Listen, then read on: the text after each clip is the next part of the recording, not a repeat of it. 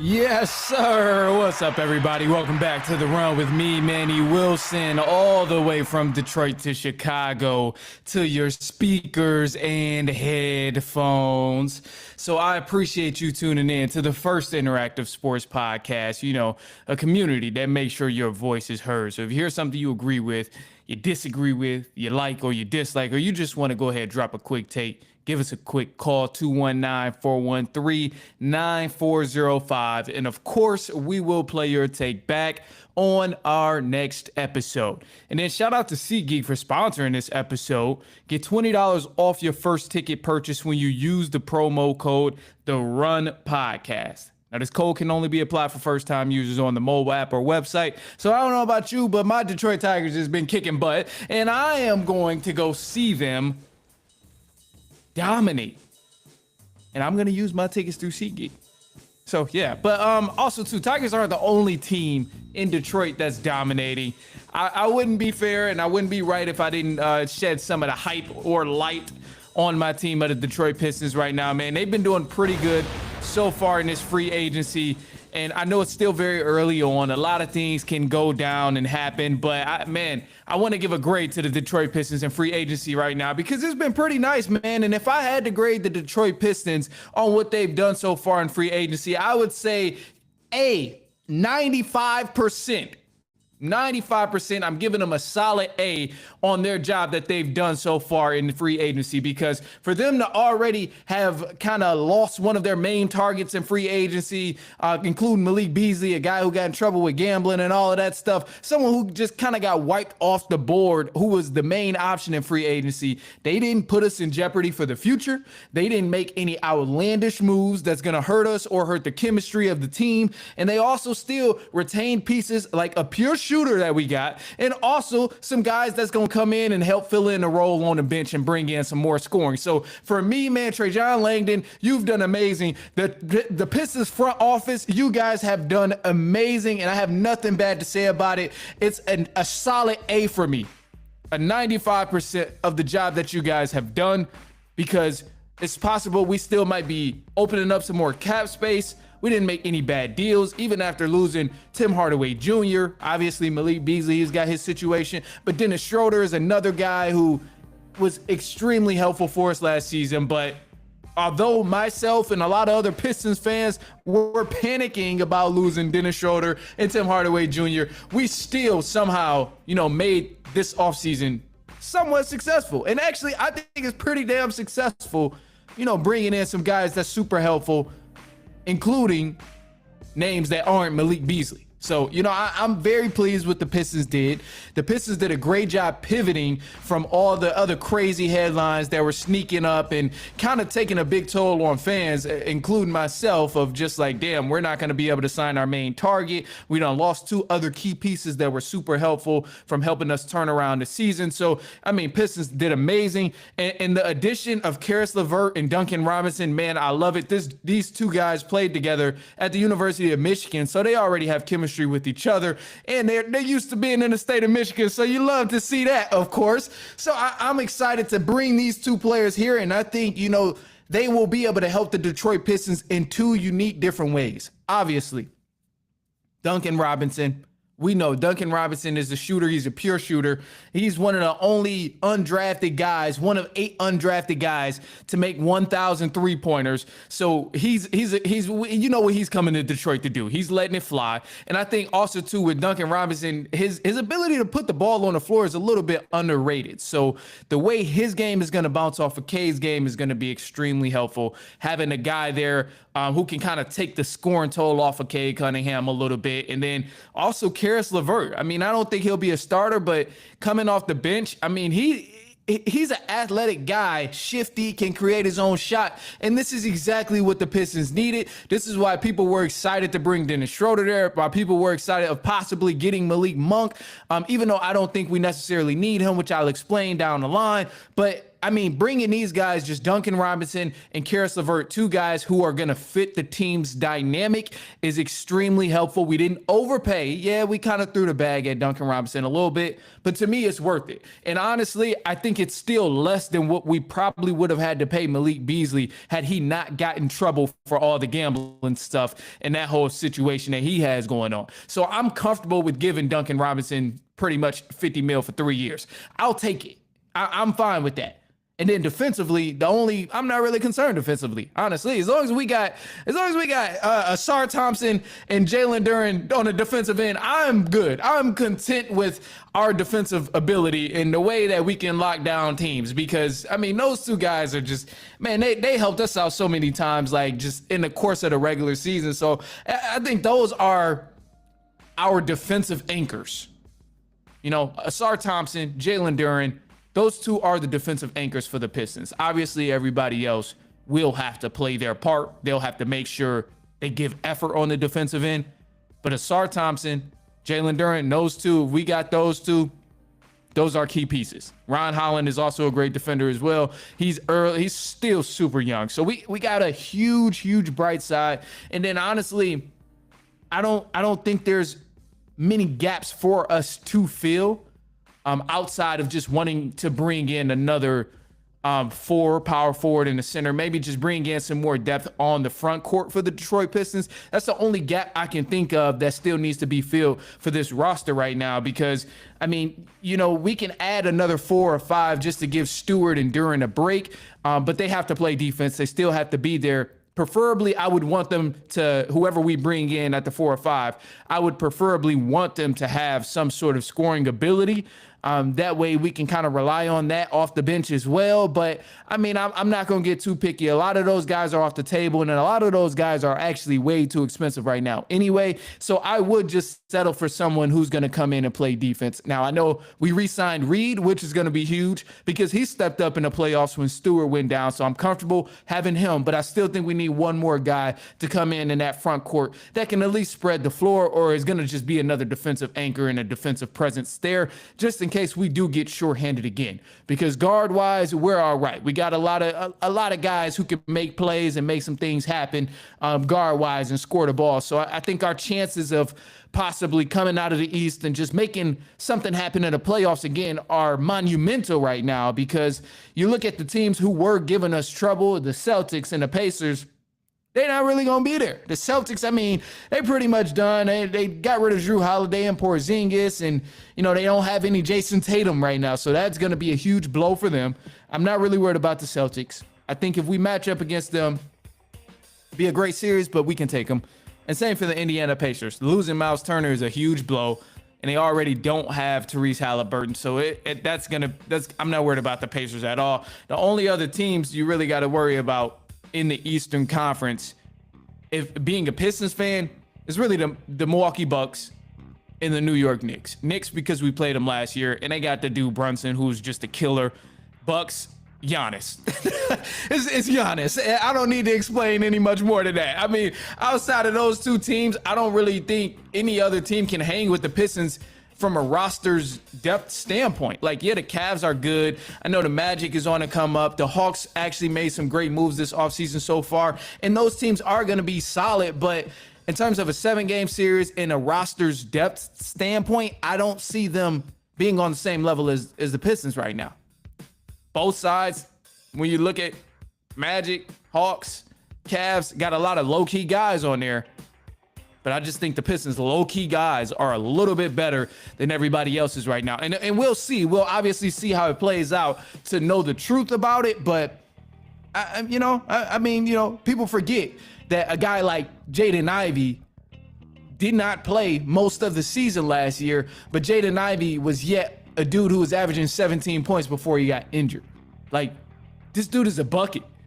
And he didn't really get a chance to exploit it as much as K got the chance to show how great he's improved over the past few years, because K was healthy and Ivy was obviously out. So I think now that Ivy's going to come back and be healthy for the full season, it's gonna be a huge difference maker, and people will see. They'll begin to tell, like, damn, that other dude over there. I mean, Ivy, he's kind of nice. Like, he's got some skill to him. Like, damn, him and K 1-2 punch. That's a good combination. How the hell did they get this on the same team? So I think we'll begin to see that down the line, but it does take time. And right now, man, I'm very satisfied with where we are in the free agency, because we still have a bright future ahead of us, still a very, very young team. So obviously I'm not expecting to win no championship next year, but so be it. We don't win a championship next year. The next few years after that, we still have developing talent. The best way to look at it is 5 years from now, our superstar is only going to be 29, 28. Probably in his prime at that point. So I'm content with that. And we still gonna have a lot of guys up under him. If we can continue to keep them, they won't even be cracking 27. So, I'll be excited. I'm excited about this, man. I think, we got some more. We got to review all the other stuff that happened during the deadline, because a lot of people got moved around. So we'll jump into some news, which mainly is gonna focus on the free agency. But stay tuned. Don't go anywhere. We'll bring all of that free agency stuff to you in just a sec. It's halftime. We'll be right back.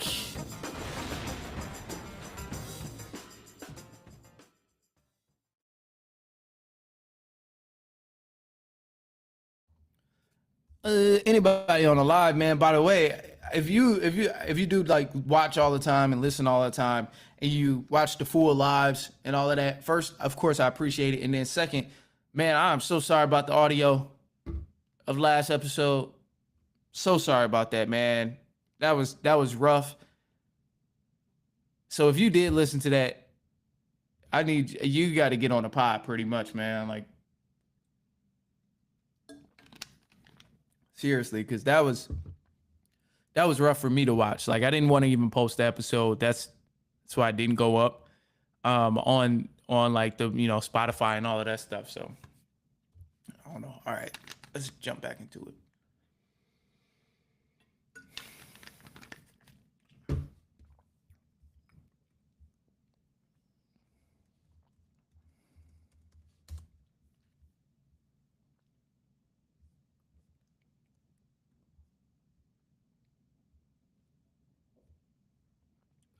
Boom, boom, boom, boom, boom.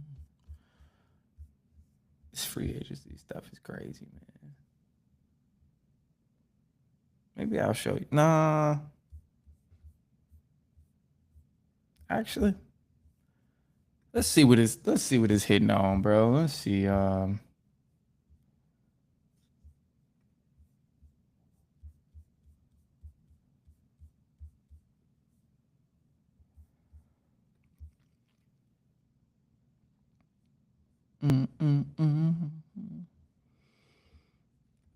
Let's share.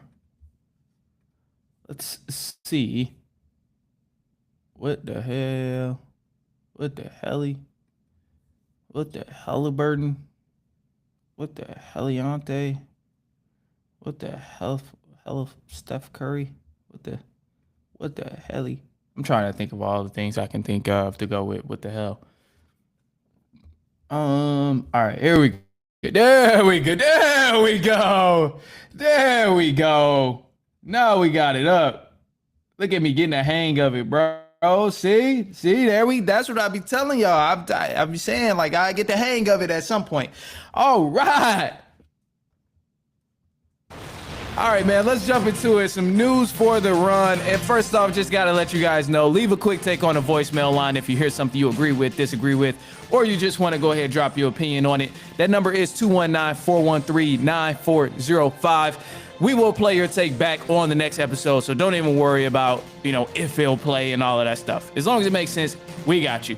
But here's the news, all the free agency people and things and moves that's been going on. So one of the latest things that done happened is DeAndre Ayton done found himself a new home in LA with the Los Angeles Lakers. The deal is still like kind of, in talks and stuff, but as you see, this report is from Shams, and he said Ayton will earn $34 million next season But, you know, he's figuring out with LA and Portland, all of that stuff, the back end of the contract and everything. But long story short, the Lakers finally got their center in DeAndre Ayton. I don't know how I like this personally. I'm not a Lakers fan or anything, but an outsider looking into this, man, to me, it's overhyped, and people probably going to be asking him to get traded mid-season before the deadline. That's just how I see it. Especially if LeBron stays. Oh, he's definitely going to check that box and get him out of there for somebody else. Because Ayton is just based on effort and the things that I've seen, it ain't been looking good in the past few years. And I know he's been on some bogus teams, but that's my hot take on the whole Ayton situation. Anyway, after Ayton, man, the guard, Spencer Dinwiddie, he signed a one-year deal with the Charlotte Hornets. So they're getting a new point guard over there. And then we move on to the New York Knicks. They have a new head coach. Still working out the details of the contract and all of that stuff. But you can bet your bottom dollar that Mike Brown will be the franchise's next head coach. According to Shams, he said they're expected to land a two-time NBA Coach of the Year, Mike Brown. I personally love this move for the New York Knicks.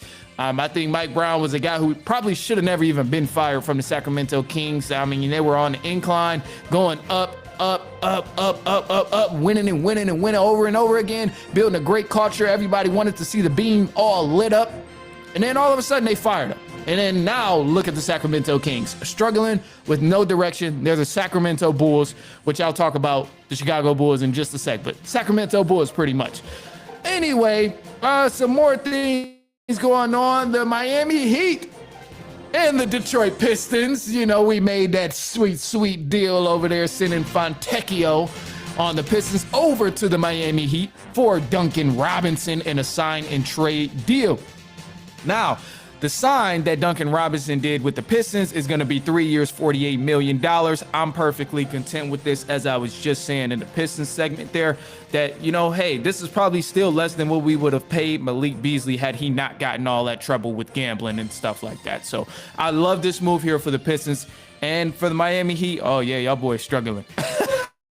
Anyway, the Milwaukee Bucks has just been kind of crazy as of lately. So as you see here, they lost Miles Turner, or the Milwaukee Bucks, they signed Miles Turner, but they released Damian Lillard in the process. So they signed Miles Turner to a 4-year, $107 million deal. But in that process, they went ahead and waived Damian Lillard, even though he had this huge contract with $113 million left on this chunk of a contract. But somehow they finessed it and said, you know what, Dame, don't even worry. We still gonna get you your money. We're just gonna put it on the back end and continue to pay you for the next 5 years, regardless of where you go and what team you play with. So kind of crazy here, but I mean, hey, for the Milwaukee Bucks, I guess this is what they were going for and what they were trying to accomplish. I don't know, weird energy, but hey, they got the deal done. However, the New York Knicks are not finished in free agency. Not only did they get their new head coach, but they also got Jordan Clarkson to sign with the New York Knicks. Now, he cleared the free agency waivers and stuff, so I don't have the details on it, but you can bet your bottom dollar that he's going to be playing in a New York Knicks jersey in the next season. So good for him, happy for him. However, the Atlanta Hawks, you know, they've been making some moves here, and I'm proud of the Atlanta Hawks because, you know, they've been kind of in a gray area in a rough patch, but they signed Alexander Walker to a 4-year, $62 million deal. And Alexander Walker is a hell of a defender. This dude can score. And personally, all I'm thinking about is for the Minnesota Timberwolves, this is a huge blow, man. I mean, they already, like, I know they're struggling with cap issues. They got Ant. They just gave Nas Reed some more money. And, like, they had to kind of let somebody go. But Alexander Walker is a guy. He's a bucket, man. He's definitely going to help out the Atlanta Hawks. I'm happy to see him go there. Hopefully, they actually make something happen. However, the Milwaukee Bucks, they're still in the news. Not only did they land Miles Turner, but they also went ahead and let Brook Lopez go somewhere else, and he's going to the LA Clippers. So he signed a 2-year, $18 million deal with the Clippers, and I mean, he's starting his new journey over there. I mean, I don't know how much more the Clippers need to actually make something happen in the playoffs, but I guess maybe Brook Lopez will be that difference maker for them. Who knows at this point? Anyway, we got some more stuff because the Pistons, we was making hella moves like that. They grabbed the guard, Karis LeVert from the Atlanta Hawks. They signed him for 2 years, $29 million. Kind of a cool contract. I'm not mad at this contract. Nothing crazy where they didn't overpay him, but I love this move. As I just explained, if you want to hear more about it, go ahead, check out the previous segment or last video or whatever, you got to do, full episode, anything like that. And then also, too, the Golden State Warriors, they went ahead and, let their center, Kevon Looney, walk. So he signed a $16 million deal with the New Orleans Pelicans. I think this is definitely going to help the Pelicans, man, because they've been cooking up over there. They grabbed Jordan Poole as well. I don't know the details of what Jordan Poole signed for over there, but they adding him over there with Kevon Looney, and you still got Zion, and you got some talent over there. Herb Jones is over there, so hey man, if they're healthy, they can be kind of a sneaky, dangerous team over in the Western Conference with the New Orleans Pelicans. So excited to see what they do. Another team in the Western Conference that's been going crazy all offseason in free agency so far was the talk of the town, Dallas Mavericks. Now they signed D'Angelo Russell to a 2-year deal worth $13 million. And I think this is definitely a solid pickup for them considering they lost Dinwiddie, but also you got Anthony Davis over there, Cooper Flagg. You got a lot, Isaiah Lively, Gafford. You got some talent over there in Dallas. And, this might be a huge deal here. So I'm excited about that. And then also, too, you have the Denver Nuggets. They made their trade, trading Michael Porter Jr.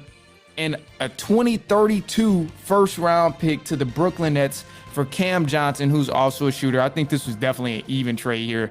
Probably don't get much more even than this, shooter for shooter. Both guys, kind of got some injury issues a little bit. So, hey, solid deal for both clubs. Denver Nuggets, steady making moves. And then the Chicago Bulls, they are trading Lonzo Ball to the Cleveland Cavaliers for Isaac Okoro. So I'm excited about this deal, man. And one thing with the Chicago Bulls, I'll say this, man.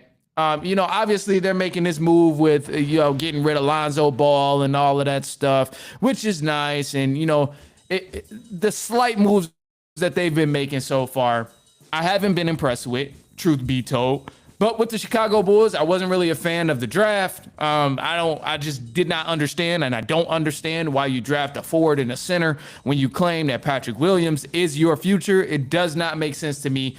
I'm all for adding more depth at a position and, depth on a team, but it just doesn't make sense to me. And then now off season, you trade Lonzo for Okoro, which is cool, but you got a decent amount of money to spend cap-wise. I just don't understand why the Bulls aren't actually going to spend this money. Now, I understand they're in a tough situation, too, because they got some guys coming up on contracts. Giddey is going to be up for negotiation, I think, this season. Kobe White is going to be there next season. Vucevic is up there next season as well. So you got some people where you're going to have to figure out if you're going to pay. The logic I look at with this situation is you want to re-sign Giddey. You want to try and bring him back, but you definitely don't want to overpay for him. And if he declines and wants to go test free agency, let him go. You do not want to overpay another player that's not worth the money you're giving him, because you did that with far too many players in the past, and you have to break the cycle at some point. And then if you are going to bring back Kobe White or Vucevic, then you need to solidify those guys that you actually want to keep them there. Now, personally, I'm on the side of, okay, now, you got Giddey, Kobe White, and Vucevic all coming up for their contracts. Somebody's going to have to get paid, which is cool and understandable. However, the Bulls have not been in the playoffs. They only been a play-in team for the past few years, and they haven't even done anything in a play-in. So I'm looking at this like, why are any of you guys worth this contract? And to me, the Bulls ain't going to do a damn thing until they decide to fire the GM and fire the head coach. They got a clear house, man. Only guy I want to bring back at this point is Montes Buzelis. That's it. That's the only bucket I want to bring back. Everybody else can go. You've been on the roster for long enough. You haven't developed to a point where it's clear to me that I need to build around you and make something happen and put more pieces around you to hold my franchise. So clear house. I don't know what the hell I mean, we know what ownership does, judging from the White Sox. We clearly nothing. But you've had Mark Eversley there since 2020. You've had Billy Donovan there since 2020. That's 5 years, going on 6 years, and these guys haven't done anything with the Chicago Bulls to prove why they still deserve their job. Nobody has done anything. So you got all this personnel here of, oh, this guy's good. He's a fan favorite. He's good. But at the end of the day, you're literally just wasting money if you decide to pay them a bigger contract without actually fixing the core of the problem, which is the GM and the head coach. So go ahead. If you want to throw Kobe White the bag, throw him the bag. If you want to throw Vucevic the bag, throw him the bag. But you're going to regret it because I'm telling you right now, there's no future in that. You've had those guys and they haven't gotten you anything over the past few years. How much more do you need to see to realize that they are not the answer? Build through Matas Buzelis and whoever else, I don't know. I'm not a firm believer that the guys you drafted are going to be the future of the franchise, but you got to make some good damn decisions, and the good damn decisions are not going to start until you fire the GM and the head coach with the Chicago Bulls. They have to get the hell out of there, bro, because it's unbelievable how bad they've been with no changes. Like I just don't get it. What are they waiting for? What are the Bulls waiting to see from Eversley and Billy Donovan? What are they waiting to witness with this basketball team? They've been there since 2020. I mean, we've seen championship coaches get fired. We've seen Nuggets coach get fired. Budenholzer got fired with the Bucks. Luke Walton got fired. We've seen Frank Vogel. We've seen all of these championship coaches get fired.